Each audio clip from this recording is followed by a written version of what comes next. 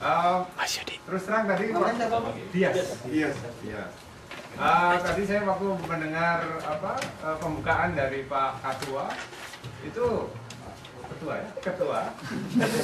itu terus terang saya merasa terpacu ya. Wah, kita hampir seperti UK, hampir seperti Jepang. Saya hampir ejakulasi. Tapi pada saat presentasi berikutnya nggak jadi ya. Karena nanti saya program 100 hari National Summit itu buat saya agak menarik juga itu proyek National Summit ini. Semua orang dipanggil, kasih kesempatan untuk bicara apa yang dibutuhkan gitu ya. Itu biasanya itu di satu sisi dibungkusnya itu kan kita mau demokratis, kita mau mendengarkan semua orang. Tapi di sisi lain ini menunjukkan saja pemerintah itu nggak ada idenya, bingung Pak. Kita ini sekarang udah jadi pemerintah mau ngapain ya? Jadi itu membuat saya jadi bagaimana kita mau melampaui UK, mau melampaui Jepang tadi kan?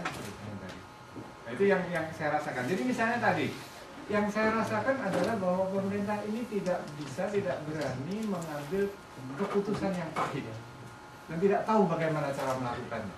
Jadi misalnya tadi dari program 100 hari tadi soal energi, problem utamanya kan sebenarnya kan nilai jualnya.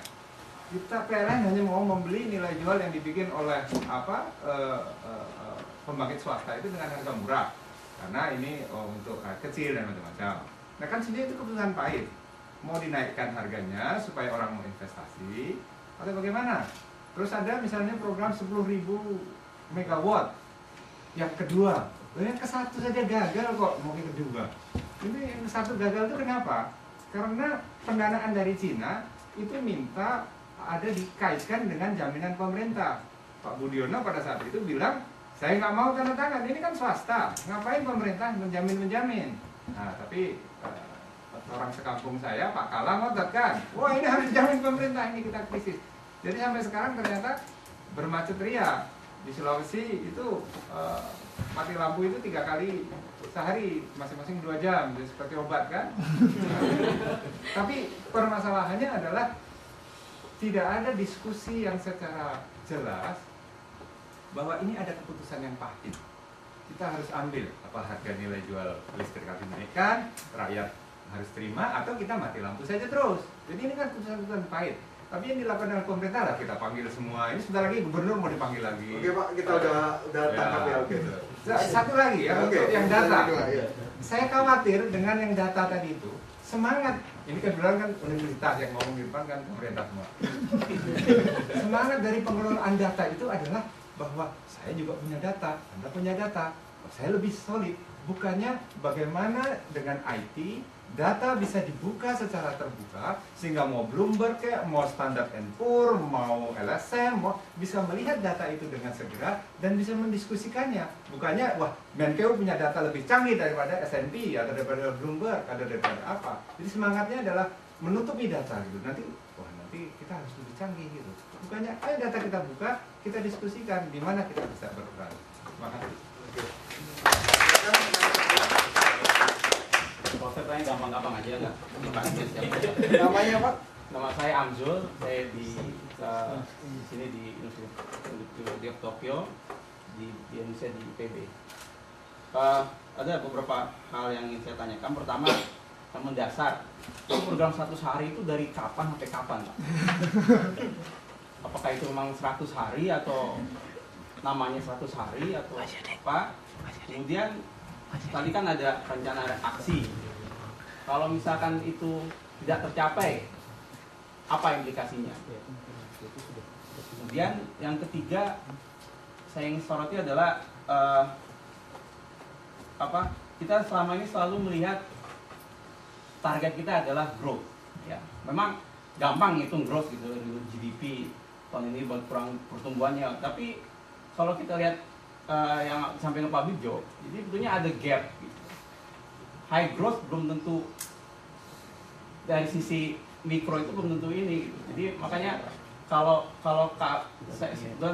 di universitas biasanya di Fakultas Pertanian itu ada namanya jurusan sosek, sosial ekonomi, karena kita tahu bahwa ilmu ekonomi itu tidak bisa dipisahkan dengan ilmu sosial. Gitu. Jadi dua hal itu harus sejalan. Jadi pertumbuhan ekonomi itu tidak bisa mensejahterakan kalau dari sisi sosialnya itu berhasil juga. Jadi memang paling gampang mengukur growth, tapi kok saya agak kurang seret kalau kita hanya tadi dibilang moderator awal kita target 7% growth, tapi ke bawah tadi kalau seperti Pak Buju bilang ke petaninya apa implikasinya gitu. Nah, itu yang kita selalu mengawang-awang di growth, tapi kita tidak melihat di sisi level petani atau level masyarakat bawah tuh nggak apa ininya gitu. Oke Pak, udah jadi harus growth ya. Oke. Nah, jadi kalau sekarang mungkin ada istilahnya Human Development Index, kita bukan hanya melihat dari sisi pendapatan tapi juga pendidikan dan kesehatan. Mungkin itu. Terima kasih. Oke, pertanyaan terakhir, lebih dipersingkat Pak ya. Iya, terima kasih. Saya Yudi dari Toko Kodai. Sebenarnya sudah banyak, saya khawatir malah nggak bisa terjawab dari waktu yang ada. Jadi saya akan fokuskan satu, masalah itu besar kalau saya lihat, dan coverage terutama di Menko ya. Nah, biasanya kita punya apa yang disebut dengan key performance indicator kan Pak ya. Nah, harapannya tadinya saya ingin tahu berapa current state kita, lalu 100 hari itu angkanya berapa. Kalau yang saya lihat dari program yang ada itu semuanya kualitatif, kecuali jumlah dari undang-undang, baru ada kuantitatifnya. Nah, saya khawatir itu terlalu semu, karena kalau tidak ada angkanya, lalu bagaimana kita bisa memverifikasi. Nah, jadi satu hal itu, apalagi karena Bapak kebetulan pelaku langsung gitu. Jadi itulah mungkin satu alat bantu yang akan memudahkan kita melihat seberapa jauh progresnya. Pertanyaannya apa nih sebenarnya, lalu berapa angka yang mau dikejar gitu untuk di bidang-bidang yang tadi dicermati. Karena kalau yang disampaikan tadi bahkan dengan senangnya gitu, infrastruktur mundur, energi, saya khawatir ya keprihatinan itu malah sebagai guyonan gitu, padahal kita kurang kaya gimana kalau kita bandingkan yang Jepang gitu. Jadi ya saya mohon untuk bisa diberi pencerahan lah untuk data-data itu. Terima kasih. Terima kasih. Langsung aja ke Bapak untuk menanggapi. Karena hanya untuk satu pertanyaan untuk Pak Vinaldo, semuanya untuk Bapak. Terima kasih. Memang beginilah kalau saya dulu waktu sekolah juga begini, tidak masalah. Dan sekarang saya dibalas, saya dulu juga gitu. Tapi bukan gitu. Ini hanya joke aja. Mas Dias, memang Anda katakan bahwa pemerintah tidak punya ide, jadi kenapa nggak harus ide itu muncul dari pemerintah? Sebetulnya pemerintah pun punya posisi, tapi tidak mungkin kalau kita memaksakan bahwa posisi kita adalah begini.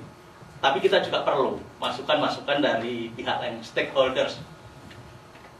Jadi tidak mungkin kalau pemerintah langsung memberikan inilah program pemerintah begini, kita melaksanakan begini. Sementara di luar ternyata masih ada kekurangan yang memang overlook atau tidak terlihat oleh pemerintah, sehingga kita perlu masukan dari para stakeholders, baik dari pebisnis, baik dari akademisian maupun dari pihak-pihak lain. Nah, inilah akhirnya ide itu juga akhirnya direalisasikan dalam National Summit kita. Kemudian masalah 10.000 megawatt, memang ini dulu waktu zamannya Pak Kala, memang itu dicetuskan di sana. Nah, ini permasalahan ini kan sebetulnya sangat krusial sekali. Jadi kalau kita lihat masalah PLN sendiri, itu menjadi suatu permasalahan yang memang sangat dilematis gitu loh. Ini yang kita juga